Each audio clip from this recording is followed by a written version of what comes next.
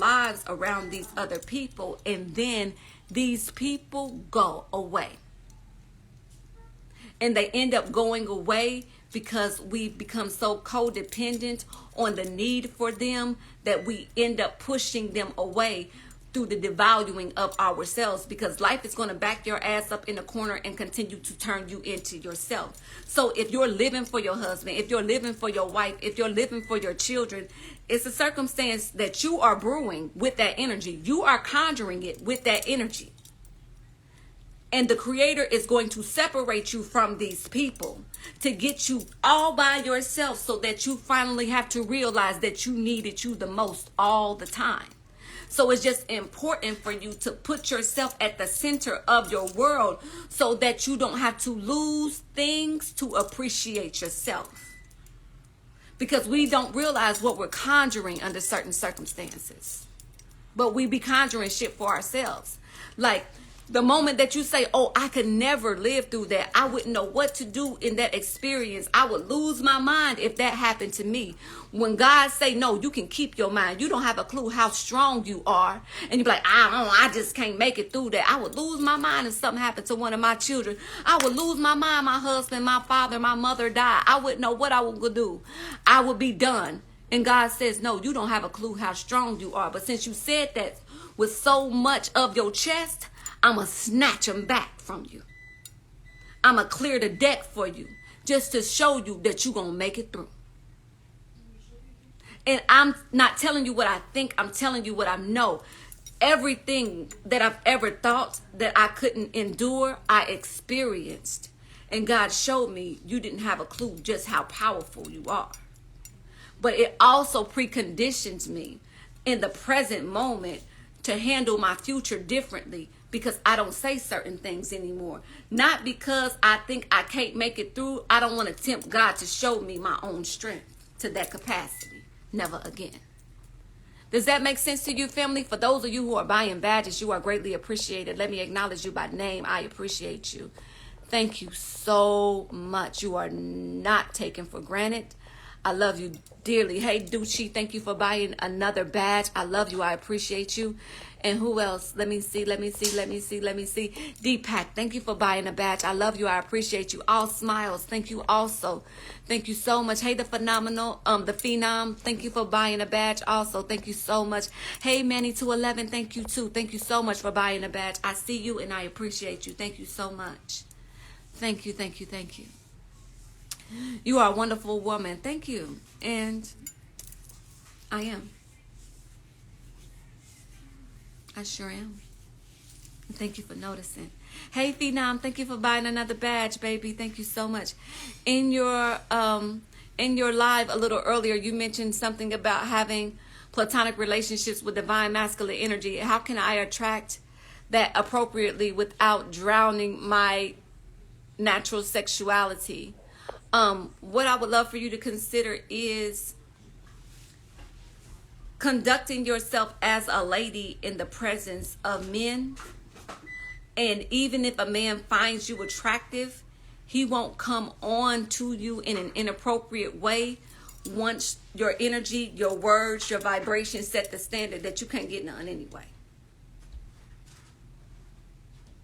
See, we don't often realize just how comfortable we make people with disrespecting us. So I would love for you to practice respecting yourself, practice your mannerisms, go out in public and have different interactions with masculine energy. And if you do have a male friend, bring them with you and allow them to give you tips on things that you may be doing that men misread, that you as a woman may not even be aware that you're doing it. So that's one of the ways that you can do that. And then that will cause you to be more comfortable in certain settings, and then get in business settings with men. If you want a man to handle you professionally, be in professional settings with men. Being in like bars and things of that nature where, you know, a certain type of energy is in the atmosphere and a certain type of lackadaisical frequency is abounding, that gives people permission to approach you relaxed. But when you are in a business atmosphere, they have to approach you professionally. So if you want to be approached professionally, adjust your frequency to the professionalism and then get into certain atmospheres where you are around professionals. And in the moment that you are uncomfortable, check that shit at the door. But oftentimes we don't realize how to correct people and still maintain our poise. And that's very important too.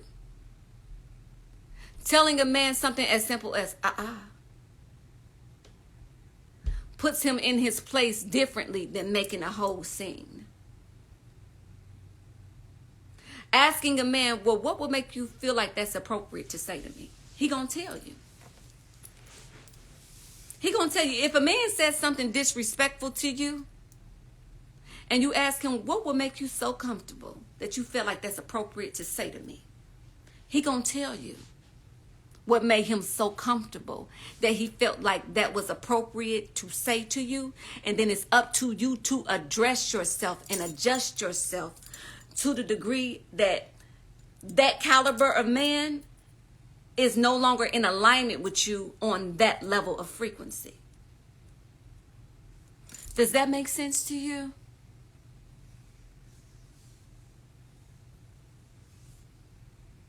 So if a man says, well, you got your ass out, that's why I said something about it. You showing me your ass.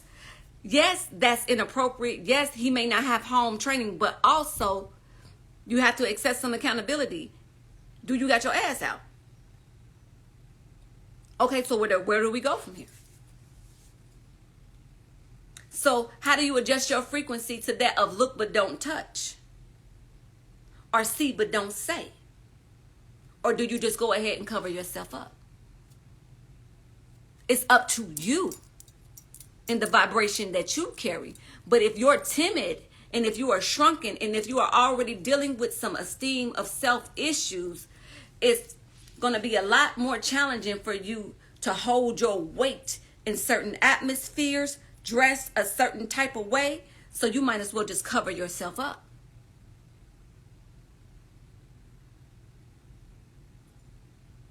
Does that make sense to you?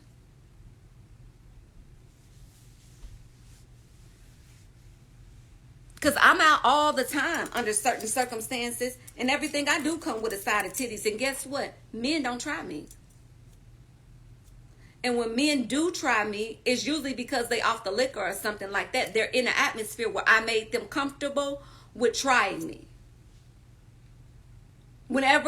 If I'm ever in the company of a man and I felt like he's done or said something that I deem as disrespectful, that's because something happened where I altered the vibration for him to be able to feel comfortable with even saying that to me. Because from a distance or even up close and in person, he still has to maintain his discipline until I open up the door. So what did I do to open up the door? Because it was beyond the invitation of what I'm wearing. But people have to realize this also. Your garments are an invitation. Your smile is an invitation. That's why a lot of women don't smile under certain circumstances. That's why I tell a lot of women, don't smile in certain circumstances. When you're around a whole bunch of men that you don't know, I don't recommend that you be smiling. When you're around a group of men that you don't know these men, you don't know their character, you don't know who they are, you don't know what they about, I don't recommend you be showing all your damn teeth, because a smile is an invitation. And you have to know how to poise yourself differently.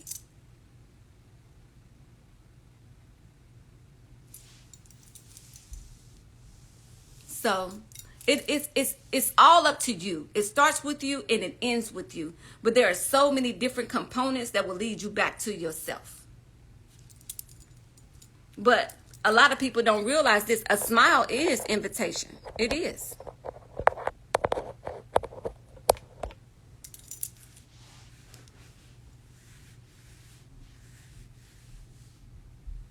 I can't even make eye contact with a man these days.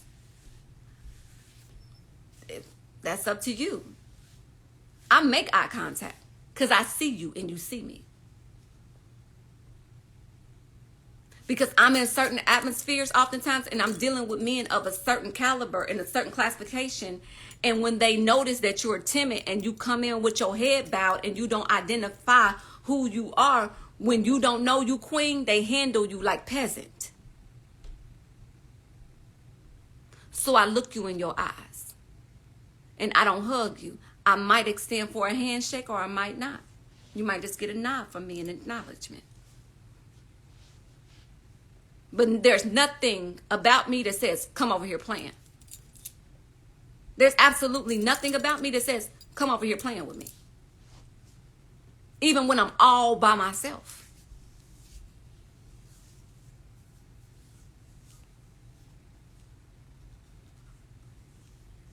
So it just depends. But a lot of times us ladies, we're not taught how to conduct ourselves in certain environments. We're not taught. And then we wonder why we're consistently taken advantage of in certain environments. Well, who's teaching us? Like, you do have tools that you can use. Your body is a tool. The sound of your voice is a tool. Your fragrance is a tool. The beautiful smile is a tool. The gaze in your eyes is a tool. Your motherfucking walk is a tool. If you a woman, you gotta have a mean ass stride. You need to have a mean ass stride. You need to have a walk that commands. And guess what? A lot of women walk with their head down.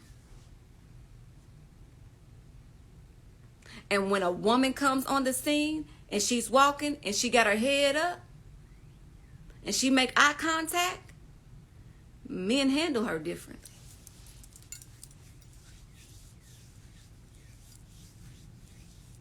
Practice your walk in your kitchen, in your bathroom, up and down your hallway. How do you walk?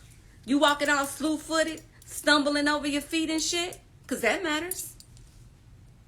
All of that is part of your presentation. What if you're a lesbian towards other women? I'm not a lesbian, so what do you mean about that?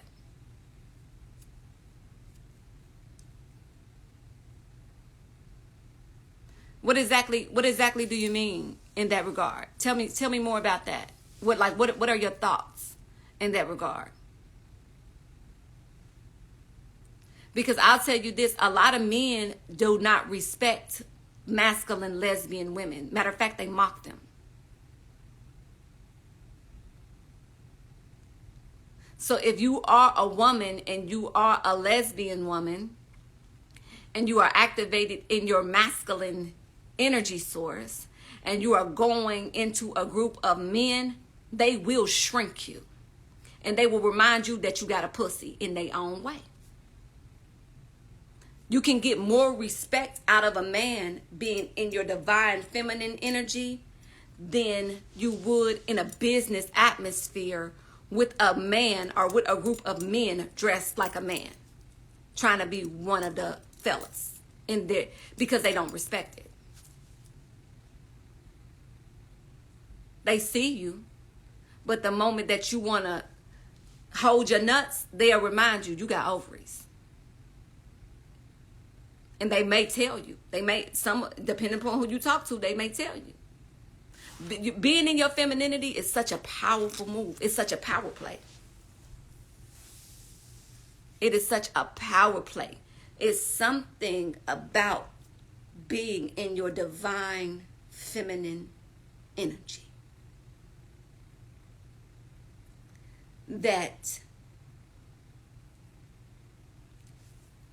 knuckleheads on the street acknowledge with respect. Multi-millionaires, billionaires that run multi-billion-dollar conglomerates respect. Your everyday worker respects. The hotel bellhop respects. It is just something that happens to a man in the presence of divine feminine energy, and he wants to be a part of it. He want to know, hey, who are you? What do you do? Let me get that door for you. You don't have to. You won't even have to ask. Hey. Let me get that for you.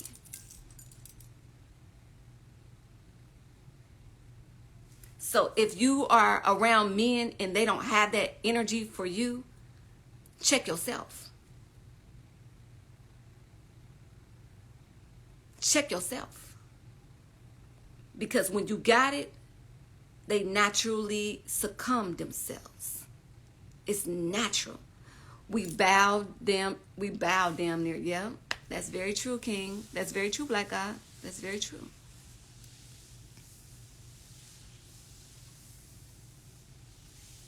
They can feel it. They can feel it.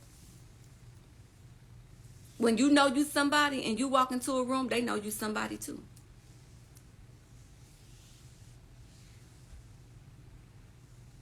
Hey, Devin the Barber, how are you, King? Blessings to you. Many blessings to you. I hope that you've been well. Yeah, if men treat you fucked up, that's because you got a kick me sign on your back, spiritually or otherwise. And it's important for women to take better care of each other. And it's important to get around men that you have genuine platonic relationships with so that they can coach you, especially if you ain't had no daddy. Because that's what your father is supposed to do. Your father is supposed to equip you as a woman and how to conduct yourself in the presence of men. And your brothers are supposed to be around to enforce you and to protect you as you learn.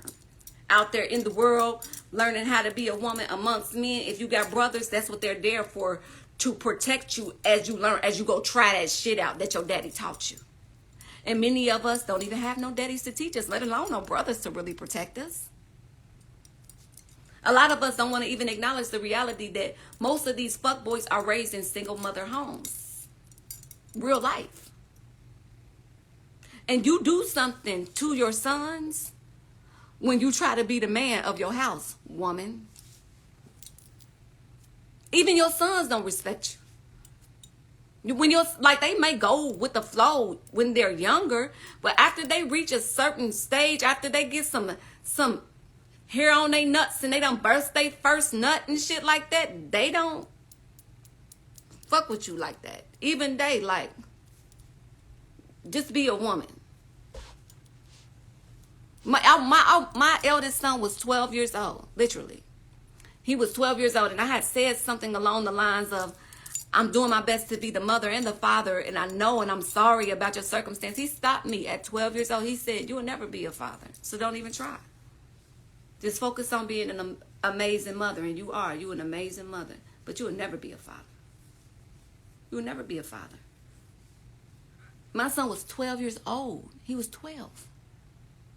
And from that moment, it checked me internally deeply. Just focus on being an amazing mother. So all of the amazing mothers out there, just focus on being an amazing mother. And if you're not an amazing mother, it's probably because you're so busy trying to be a mother and a father. And that's where you fucking up. Just be an amazing mother. You don't got to be a father. You can't. Anyway, you can't. Even if you really wanted to real bad, you can't. Like, you can't. Even if that's what you just wanted to do so bad. I got to be the mama and the daddy so bad. You can't. You wonder where the fascination with being both comes from? A desire to provide and a guilty conscience.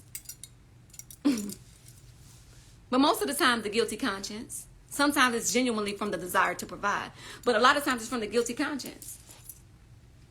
It'd be a lot of women that run the father away and then don't supplement properly and then be so busy trying to be the mother and the father. You got a child in your home that you're raising in your home and you done ran the baby daddy away. You done ran your baby daddy away and now you feel guilty about that. So you're trying to be the mother and the father. And that's what we're talking about when women get stuck and when people get stuck. It's so important for you to not get stuck. See, a lot of women don't allow the child's father to be a father because he was a bad partner to you. And just because he was a bad boyfriend to you, just because he was a bad husband to you, that don't mean that he's going to be a bad father to you. But you wrap it all up in one. He was such a bad boyfriend. I just know he's going to be a bad father. He was such a bad husband. I know he's going to be a bad father. You don't know that. You don't know that. But because you're so bitter about how the way he handled you, you separate, like, nah, the way you did me, you ain't gonna never do my child that way. He may not even ever have the desire to handle the child the way that he handled you in real life.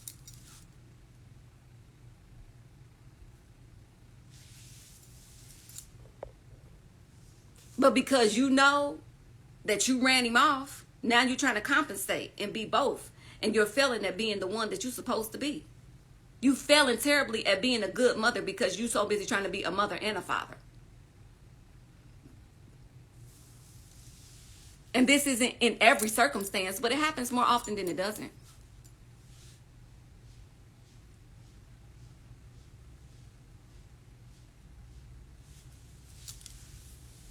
That guilty conscience and that overcompensation is a recipe for such a lack of balance and so much disrespect in your home.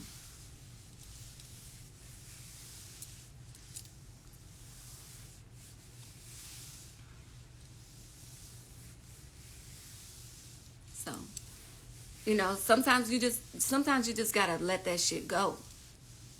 Sometimes you gotta just let that shit go.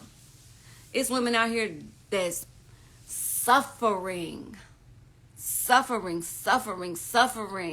being a single mother because you're so busy thinking that you're protecting your child from the baby daddy that cheated on you while you was pregnant, and now, you know what I'm saying, he keep asking you to see the baby. He done gave up on seeing the baby, and now you suffering. Because a man only gonna beg for so long. A man will only beg you for so long before he go start his own family. And then you'll be feeling so fucked up. Like, how dare he just leave us here? He done went out and started his own family. That's what a man will do. A man's ideal of family is where he lays his head at. And if you make it more challenging for him to be a part of an environment where he doesn't even lay his head at, he'll just move on. Because that's what he's hardwired to do. Unless he was raised differently, that's what he was hardwired to do. I'm not going to beg you. I'll go have another baby. Okay. And these are the parts that make us very uncomfortable. But if we deal with the reality of this, we can set ourselves up for success. Because you win when you get what you want. Now, what do you want? I don't want to raise these babies by myself. I'm sick of this shit. Okay, well then stop making it unnecessarily difficult on yourself trying to prove a point to somebody who stopped paying attention to you a long time ago.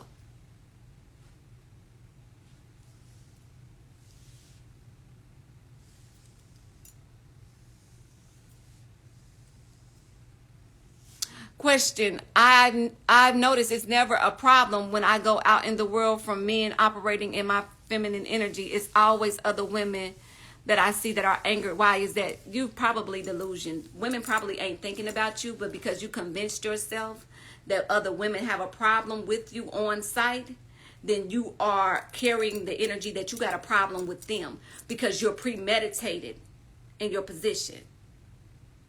If you walk out the house and your mindset is already like, these bitches don't like me, when you get outside, them bitches ain't gonna like you.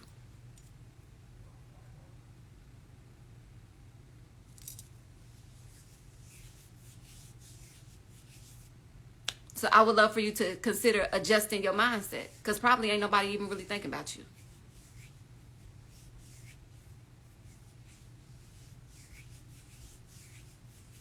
So please consider that. And it happens, Sometimes we be delusional.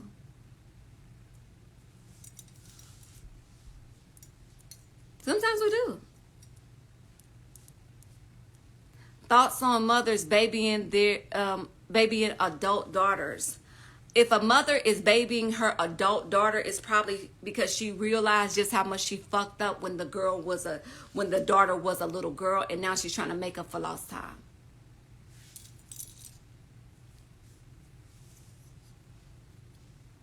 When mothers realize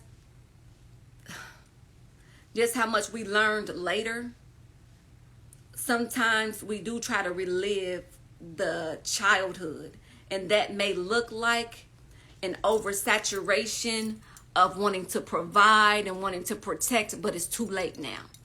So to other people, it's going to really, really seem unhealthy. But what that mother may be doing is just trying to apologize in action. And her apologizing in action looks like her babying the adult woman to you.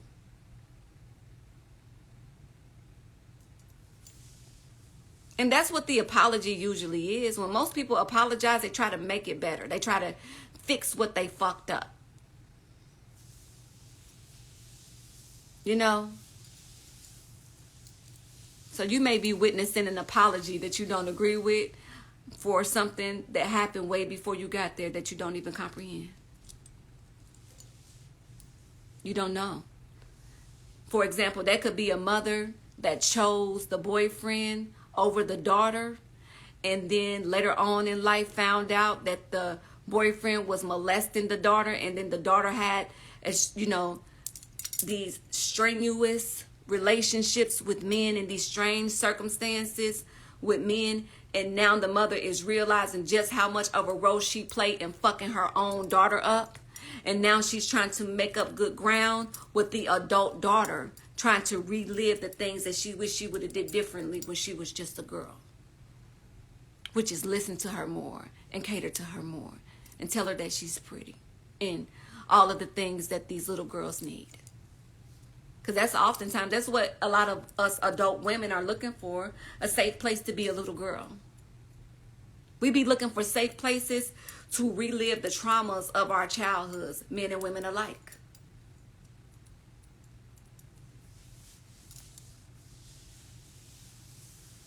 With the traumatic experiences of your childhood, the shit that stopped your clock, the shit that got you stuck in time, things that you wish you would have experienced, things that you never did before, things that were interrupted. What you are seeking in your adult life is an opportunity to have that experience uninterrupted and in a safe place.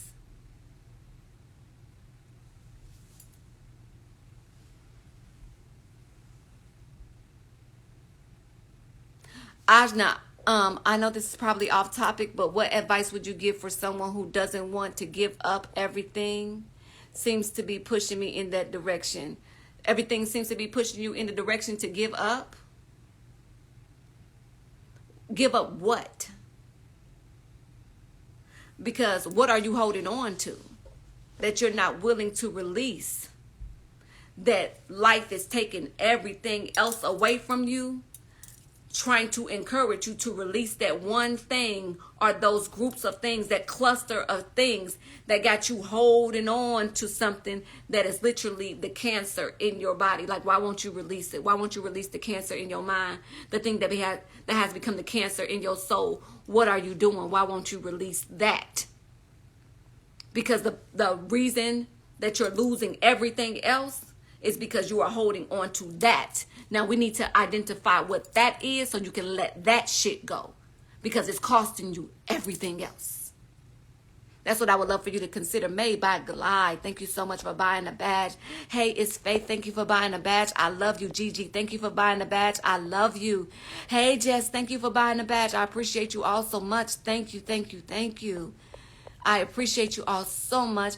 Hey, Jabberjaws, thank you for buying the badge, baby. Hey, Mrs. K, thank you also. I appreciate you guys. Thank you, thank you, thank you. Oh, guys, I thank you so much. Thank you guys so much. Hey, Brandy, thank you for buying the badge. Hey, Cool Nerd, thank you for buying the badge also. Thank you. How did I get so brilliant? Fucked up. Hurt. Betrayed. Pain, lies, stalking, harassment, molestation, rape, mental abuse, spiritual abuse, emotional abuse, sexual abuse, confusion, and studying all the while long. Studying anything I can get my hands on. Reading anything I can read. Watching documentaries and shit. Doing my best to make sense of the bullshit. That's how I got here. Fucked up. Hey, cute. Thank you for buying the badge. I love you. Any journaling tips? Yes. What part of journaling are you struggling with? What part? Before I offer you a tip, I would like to know, like, what part are you struggling with? And then I can assist you in that regard. Made by Glide, you are such a phenomenal photographer. My freaking God. You got an eye that... How do you release sadness turned into anger from someone who doesn't feel they are at fault? You're waiting on somebody else to release you. And that's why you're held captive. If you know what they did to you, and you're ready to stop suffering from what they did to you, then I would love for you to consider making the decision to stop suffering from what they did to you. But you made an agreement within yourself that you don't get to stop hurting until they recognize that they hurt you. And they may never recognize that they hurt you. And then you are electing a forever pain. Fuck them. Because a person who was unworthy of your love, as they've proven themselves to be unworthy of your love, they definitely don't deserve the energy that it takes to hate. And what you've done is you morph the energy of the love that you once had for them into a hate so that you can hold on to it until you get something from it. And it's not going to give you what you want ever. It's never going to give you what you want. So right now you are being given the option to set yourself free. See, we get in really, really, really sticky situations waiting for our captors to liberate us when they benefit from us being their prisoner. You got to set yourself free. So what is it going to take for you to go ahead and free yourself? And you can free yourself by waking up from the illusion of thinking that one day they're going to be remorseful and they're going to recognize what they did, and then they're going to come and set you free. Even if it's your mother, even if it's your father, even if it's your child, even if it's your ex-husband, ex-wife, ex-girlfriend, ex-boyfriend, ex-best friend, ex-favorite cousin, it doesn't matter who. You got to decide yourself. And that means recognizing just how much energy you've given to other people, just how much jurisdiction over your happiness you've given to other people, and then collect yourself. Call your energy, call your power back to you. And it just takes time, and that's okay. But I recommend that you start right now, because look how much time you've already wasted waiting on somebody to give you something that they don't even think you're worthy of. And guess what? You don't think you're worthy of it either. That's why you are waiting for somebody else to give it to you as opposed to gifting it to yourself. Because the moment that you decide you're worthy of it and you're willing to work for it and you're willing to earn it, you're unfucking stoppable. So nobody is stopping you but you, Faith. Thank you so much for buying the badge. Hey, Cass, thank you for so much for buying the badge, too. I love you. Thank you for buying the badge, y'all. Thank y'all so much. Hey, Cutie, thank you for buying the badge. I appreciate you guys so much. Hey, Cool Nerd. Thank you, thank you, thank you. I be doing the work. It's consistent. It is consistent. It don't stop. Someone told me not to call my ex. Someone told me not to call my energy back because they might start coming back into my life. It's your energy. The fuck is wrong? Yeah, who? Somebody told you not to call your energy back because it's energies that are connected to your energy, that you gave them permission to be connected to you. And you scared to go get your shit because you afraid that other shit gonna come along with it. Well, then let them keep it then. Let them keep it. Because let me tell you something. Just like when you supposed to let go of something and you don't let that shit go, it drag you. Once you go call your energy back to you and they don't let you go, it's going to drag them. But if you feel like you would much rather them be comfortable with your shit than you to be secure and insane, baby, you're going to drive yourself crazy. You would rather be insane than secure. Thinking about what other people going to feel about you going to get your shit. Well, then let them keep it. Let them keep it.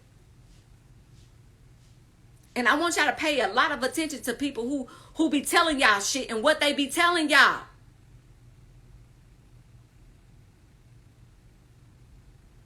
Somebody gonna tell you to stay in pieces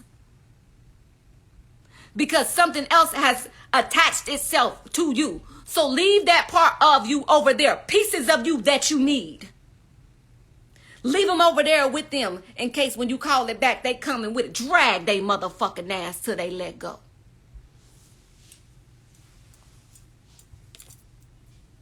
Drag them.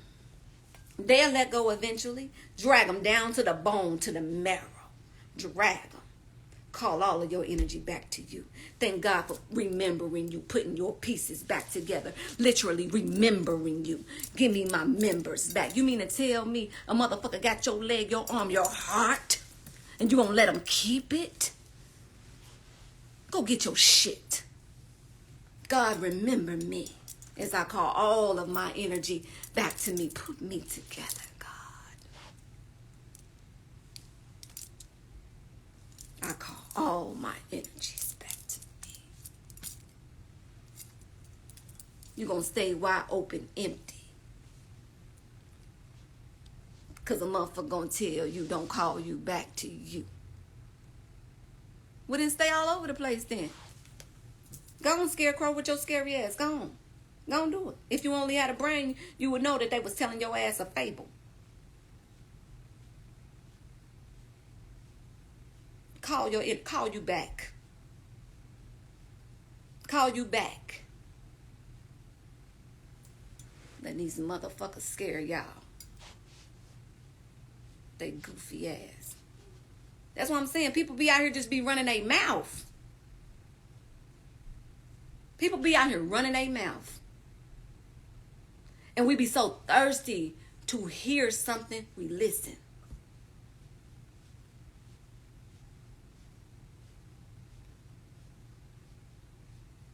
But go on and do whatever you want to do. Because I'm about to get off of here. I'm about to get off of here. You can do what you want to do.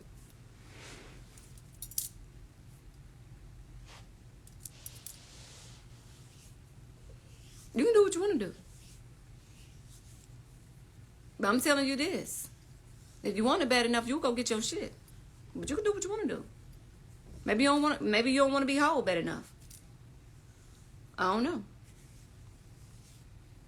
I don't know if I'm lazy or depressed. I have zero motivation to get up out of the bed and do anything. I think maybe laziness is making me so mad, but I feel mentally stuck. Get your ass up. You undisciplined. That's what you are. Get the fuck up. You don't want nothing bad enough. Because if you want it bad enough, you're going to get your ass up. Now, what do you want from your life? Because you're going to look up and your life going to continue to pass you by day after day after day after day after day. You being given gifted experiences that you keep on passing by. Because you don't want to get up. Get your ass up. Get disciplined. What do you want? What do you want? That's the issue. You ain't disciplined because you don't want nothing bad enough. Because when you want it bad enough, you're going to get the fuck up. So what do you want? Any sessions opening today? No, I'm about to get off of here. I got two more sessions that I got to do today. And if it is something open today, don't you motherfucking book it, because I don't want to even talk to the 2 people that I got. But I love y'all, and I'm going to do what God tell me to do. But no, ain't nothing open today. But it probably is tomorrow or Friday, though. Check. It's probably some openings for later on this week or for Monday or something. So you can do it. You know I'm going to call you. You know if you book it, I'm going to call you. I'm going to love on you. I'm going to call you. You know I'm going to call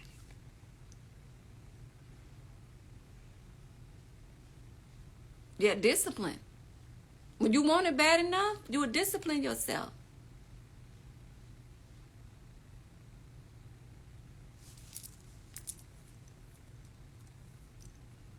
How do you call your energy back to you? First, you got to find out where you're at.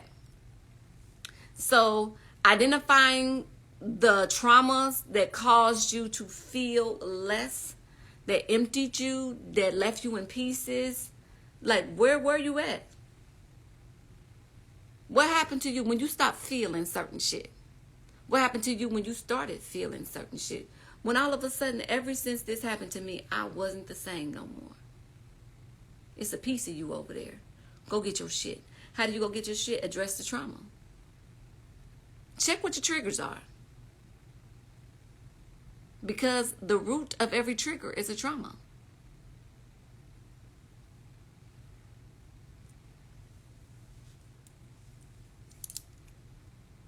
So yeah. I'm about to get off of here because I love y'all. I got to go help some people. And I love y'all. Thank y'all for kicking it with me today. Can I save this live? Yeah, I'll save it for you. I'll save it. I'll save it for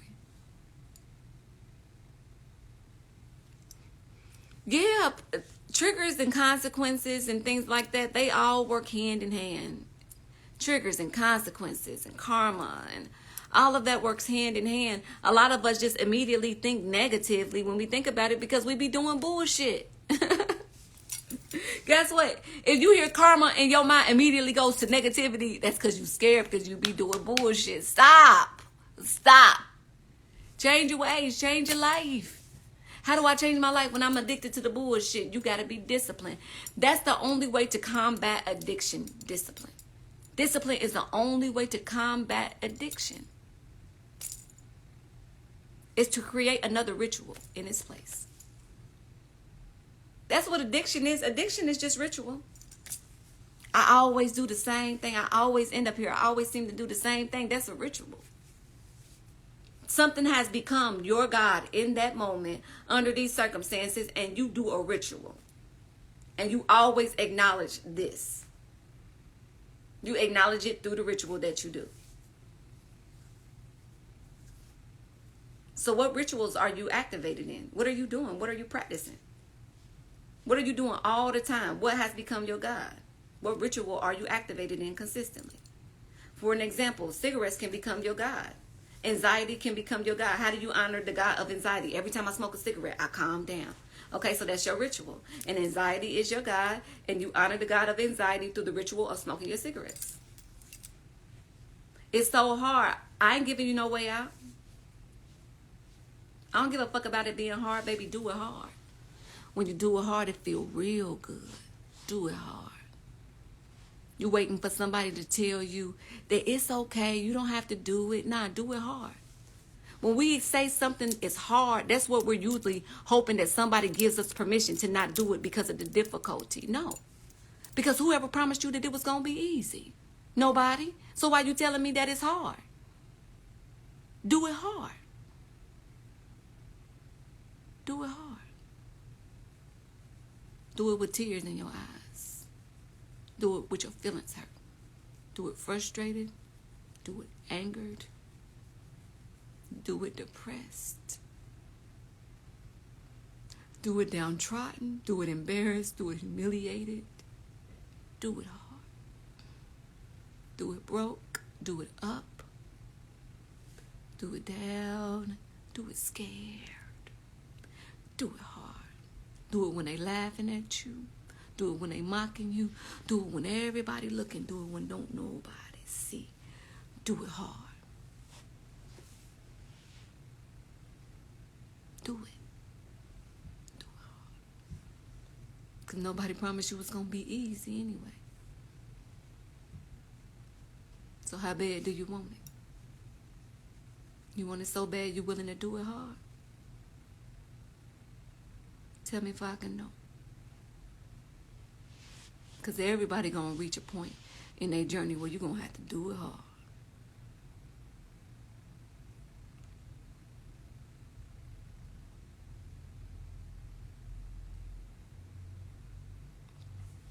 Anyway, family, if nobody has told you that they love you today, please, if you would, permit me to be the very first to say that I love you and I like you and I like you.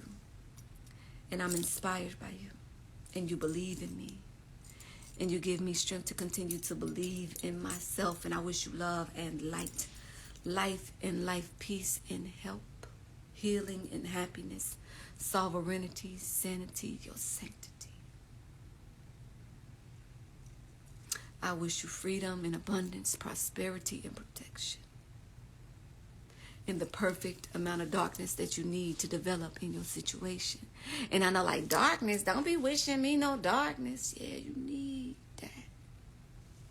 I know you don't want that darkness, but you need that. I know you don't like that adversity, but you need that. Because it's here to help you develop in your situation. And I want you to develop in your situation.